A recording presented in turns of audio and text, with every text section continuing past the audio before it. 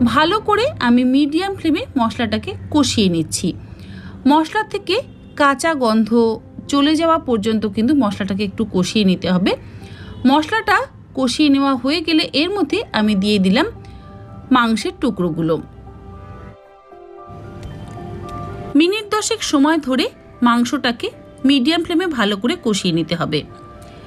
একটু মশলা কড়াইয়ের গা দিয়ে পড়ে গেল বলে আমি কিচেন টিস্যু দিয়ে ভালো করে পরিষ্কার করে মুছে দিচ্ছি, তা না হলে কড়াই কিন্তু পুড়ে যায়।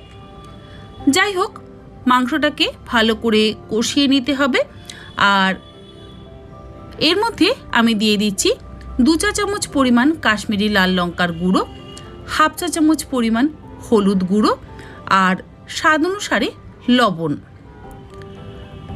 আর কোনো মশলা কিন্তু আমি এর মধ্যে ব্যবহার করব না। খুব ভালো করে এবার সমস্ত কিছু মিশিয়ে